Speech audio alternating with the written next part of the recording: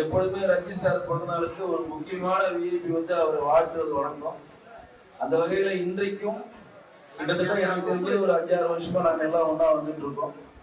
நீதியின் குரலுடைய நிறுவனர் தலைவர், ஒரு குறிப்பிட்ட அரசியல் கட்சியில மிகப்பெரிய ஒரு பொறுப்புல இருந்து கொண்டு ஒரு பல ஊடகவியலாளரை உருவாக்கியவர், விவாத மேடையை தமிழ்நாட்டுக்கு அறிமுகப்படுத்தியவர். இன்னும் அவரை பத்தி சொல்லிக்கிட்டே போலாம்.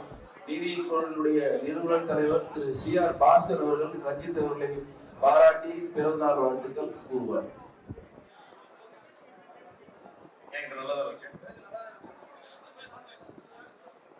அன்பின் சிறந்த நண்பர்களே, ரஞ்சித் பிரபாகர் அவர்களுடைய இனிய பிறந்த நாள் விழாவினை நாம் மகிழ்ச்சியோடு கொண்டாடி கொண்டிருக்கிறோம்.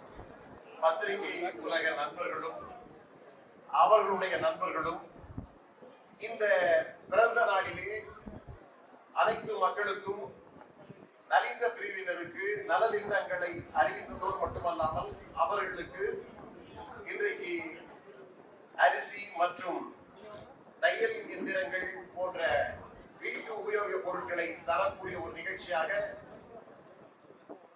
ரஞ்சித் பிரபாகர் அவர்கள் இந்த நிகழ்ச்சியை ஏற்பாடு செய்திருக்கிறார். முதலில் அவர் பிறந்த நாளை அனைவரும் கரவொலி எழுப்பி வரவேற்போம், வாழ்த்துவோம்.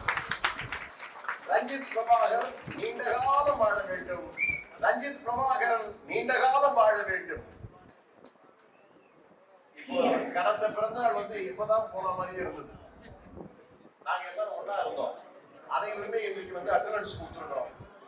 மாலை 6 மணியில இருந்து பிறந்த நாளுடைய குழந்தை ரஞ்சித் பிரபாகருக்காக 2.5 மணி நேரம் காத்திருந்து அவரை நாங்கள் வாழ்த்த கடமைப்பட்டிருக்கிறோம்.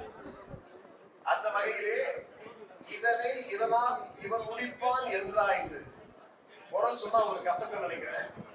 இதனை இதனால் இவன் முடிப்பான் என்றாய்ந்து அதனை அவன் கண் விடல் என்று சொல்வார்கள். அதே மாதிரி இதனை இதனால் இவன் முடிப்பான் என்றாய்ந்து அதனை ரஞ்சித் பிரபாகரன் கையில் விடல் அப்படின்ற மாதிரி ரஞ்சித் பிரபாகரன் ஒரு பொறுப்பை ஒப்படைத்தோம் என்று சொன்னால் அதை சிறப்பாக, நேர்மையாக, கண்ணியத்தோடு செய்து முடிக்கக்கூடிய ஆற்றல் படைத்தவர் ரஞ்சித் பிரபாகரன்.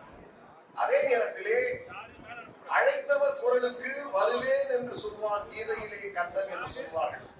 அதை போல யார் அழைத்தாலும், யார் உதவி கேட்டாலும், யார் எந்த உதவி கேட்டாலும் தட்டாமல் செய்யக்கூடிய ஒரு நல்ல மகனாகத்தான் ரஞ்சித் பிரபாகர் அவர்களை பார்க்கிறேன். அதற்காக நீங்கள் கரவொலி எழுப்பலாம், கண்டிப்பாக கரவொலி எழுப்பலாம்.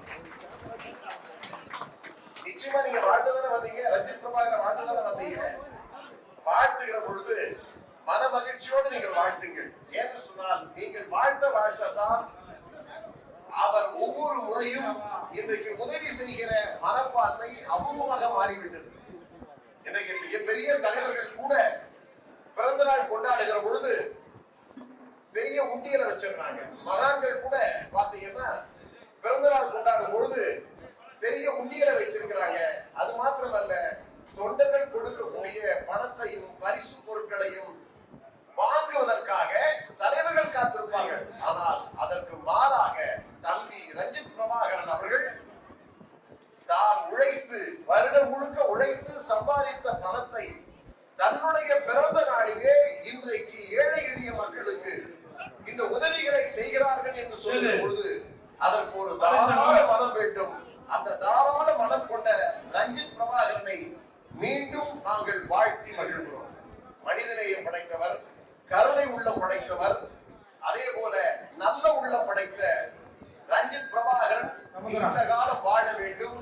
அதே நேரத்திலே பரபரப்பூட்டும் இந்த பத்திரிகை உலகில் தைரியமாக, துணிச்சலாக மக்கள் பிரச்சனைகளை எடுத்து பேசி அதற்காக போராடக்கூடிய ஒரு நல்ல குணம் படைத்த ரஞ்சித் குமார் அவர்களை யாருக்குமே அவருக்கு எதிரிகள் அல்ல, யாருக்குமே அவர்கள் எதிரிகள் அல்ல.